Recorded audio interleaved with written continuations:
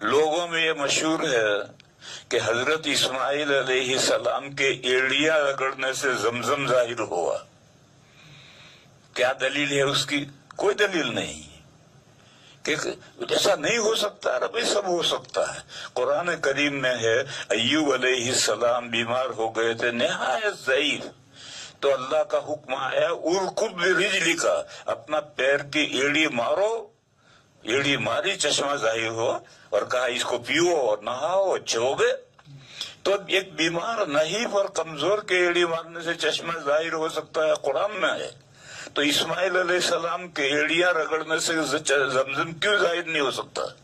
لیکن اسماعیل علیہ السلام کے ایڑیاں رگڑنے سے زمزم ظاہر ہوا، اس کی کوئی دلیل ہے تو لاؤ. دلیل تو کچھ ہے نہیں، ایک چلی ہوئی بات ہے. جبکہ بخاری شریف میں حضرت ابن عباس رضی اللہ تعالی عنہما کا قول ہے، جب حضرت ہاجرہ 7ویں مرتبہ مروہ پر تھی تو جہاں زمزم ہے وہاں حضرت جبرائیل ظاہر ہوئے. تو انہوں نے حضرت ہاجرہ نے وہاں مروہ پر 1 کلومیٹر کا فاصلہ ہے، وہاں انہوں نے حضرت جبرائیل نے کوئی بات کہی، وہ بات سنی اور سمجھی نہیں. تو انہوں نے کہا کہ اگر آپ کے پاس کوئی آپ اس آڑے وقت میں میری کوئی مدد کر سکتے ہو تو مدد کریں.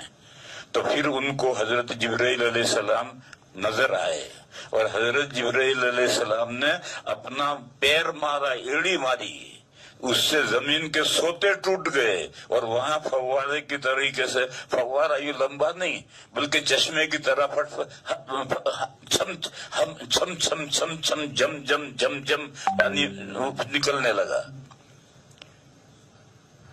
اور حضرت جبرائیل نے یہ کہا کہ یہ پانی ہے، اسے پیو، یہ کھانے کا بھی کام دے گا، پانی پینے کا بھی کام دے گا، پانی کا بھی کام دے گا، کھانے کا بھی کام دے گا، اور ڈرو مت، اللہ تمہیں ضائع نہیں کریں گے. یہ کہہ کر جبرائیل تو غائب ہو گئے. اب وہ وہاں سے مروے سے دوڑی ہوئی آئی اور آ کر انہوں نے مٹی چاروں طرف کر کے پانی کو روک لیا. نبی پاک صلی اللہ علیہ وسلم نے فرمایا، اب دیکھو یہ حدیث مرفوع ہے، یہاں تک تو ابن عباس کا بیان تھا. ابن عباس حضور کے صحابی ہیں.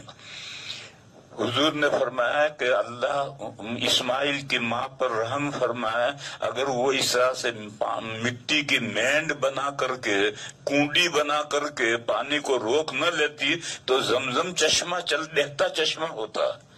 لیکن انہوں نے روک دیا تو بس وہ اتنے میں زمزم کا کنواں بن کر رہ گیا، آگے چشمے کے طور پر نہیں بنا.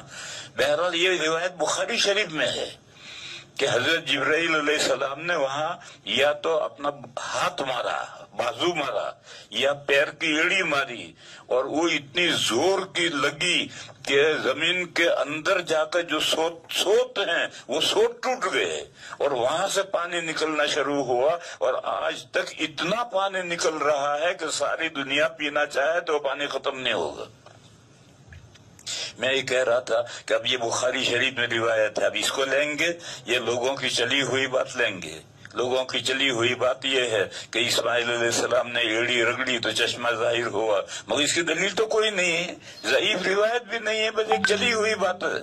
اور یہ روایت جو میں کہہ رہا ہوں تو بخاری شریف میں ہے اور حضرت ابن عباس رضی اللہ تعالی عنہما کا بیان ہے.